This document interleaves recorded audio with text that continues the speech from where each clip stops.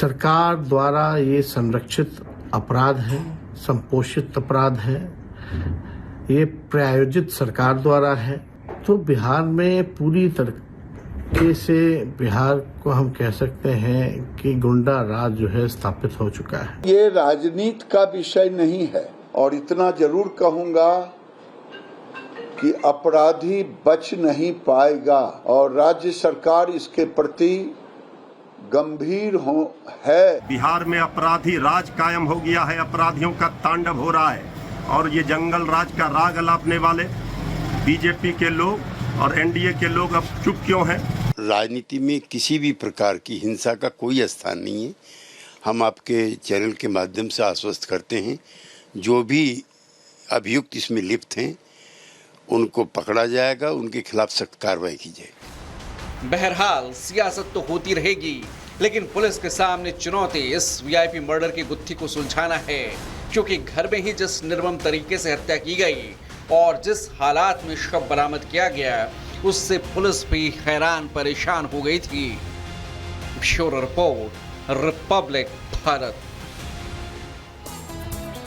तो Jitan Sahni murder case जिसको लेकर तमाम सवाल खड़े हो रहे हैं, लेकिन 5 महत्वपूर्ण सवाल हम आपको इस बॉल के जरिए दिखा रहे हैं। देखिए, सवाल नंबर 1 क्या है? मुकेश सहनी के पिता का हत्यारा आखिरकार कौन है?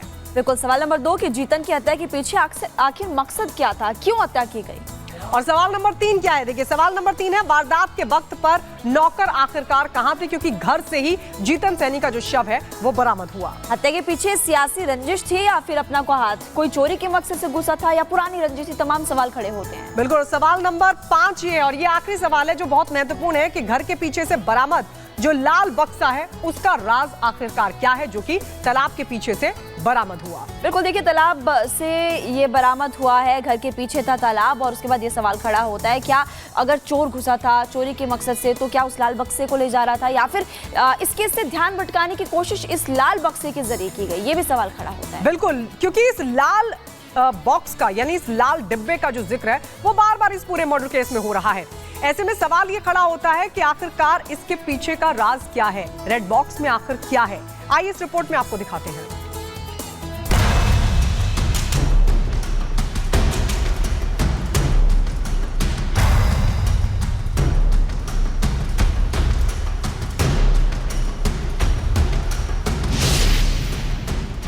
वीआईपी के अध्यक्ष मुकेश सहनी के पिता जीतन सहनी की हत्या की ये तस्वीरें भयावह हैं।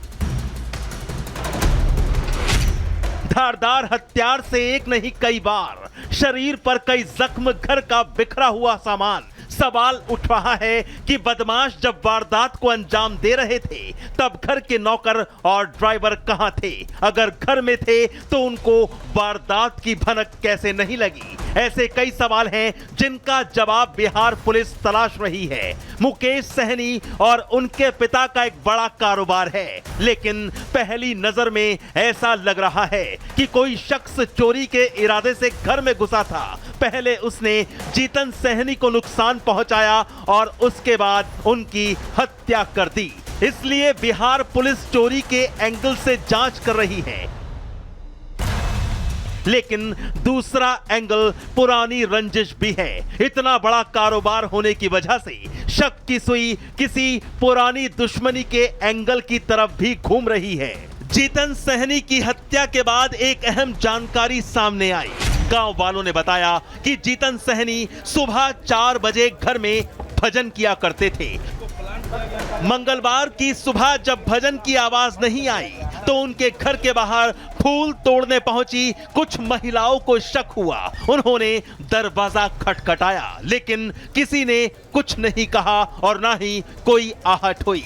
थोड़ी देर बाद गांव के कुछ और लोग भी पहुंचे और पीछे का दरवाजा टूटा हुआ पाया, तो ये सब देखकर सन्न रह गए। वहां खून के धब्बे थे।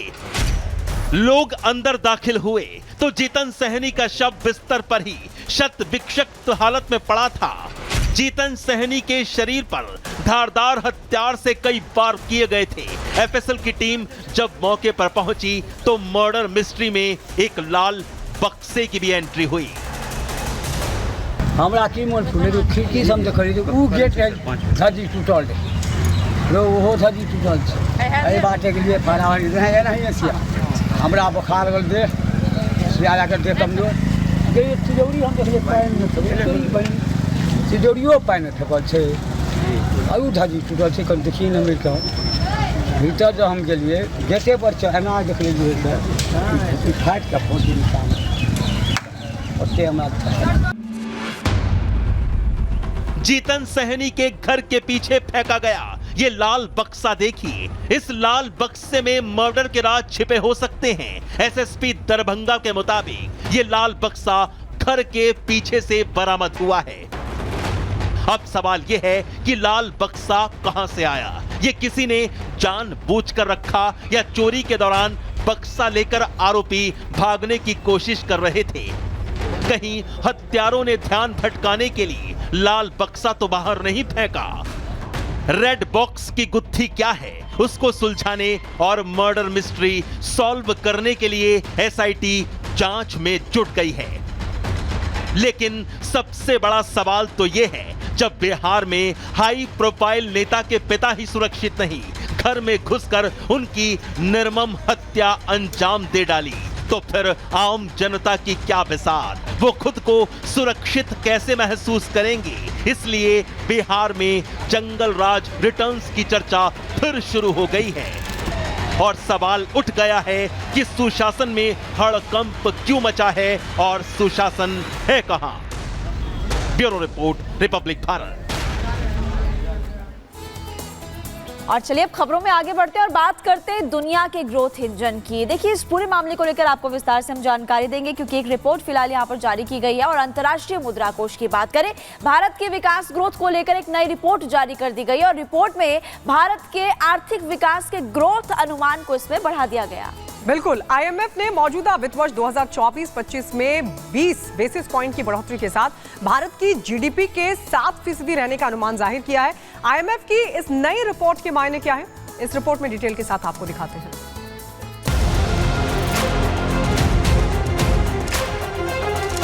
भारत दुनिया के विकास का ग्रोथ इंजन है। भारतीय अर्थव्यवस्था आज की तारीख में सबसे मजबूत इकोनॉमी है और विकास दर के मामले में दुनिया का कोई भी देश हमारे आसपास भी नहीं है, चाहे वो विकसित देश यूएस हो या फिर एशिया का इकोनॉमिक ज्वाइंट कहा जाने वाला चीन हो। और इसकी पुष्टि हुई है विकास दर को लेकर आईएमएफ की ताजा रिपोर्ट में। आईएमएफ ने जुलाई 2024 के लिए वैश्विक विकास दर का अनुमान सार्वजनिक करते हुए कहा, 2024 में भारत की विकास दर 7% रहने वाली है। 2025 में भारत का विकास दर 6.5% रहेगा। चीन का विकास दर 2024 में 5% होगा। 2025 में 4.5% पर सिमट जाएगा चीन।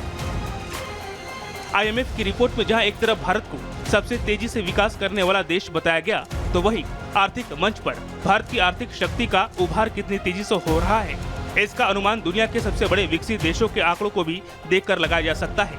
आईएमएफ ने दुनिया के विकसित देशों के विकास दर को लेकर जो अनुमान जताया है, उसके मुताबिक भारत की बढ़ती आर्थिक गति के सामने अमेरिका, जर्मनी, जापान और फ्रांस जैसे देश भी दूर दूर तक टिकते नजर नहीं आ रहे हैं।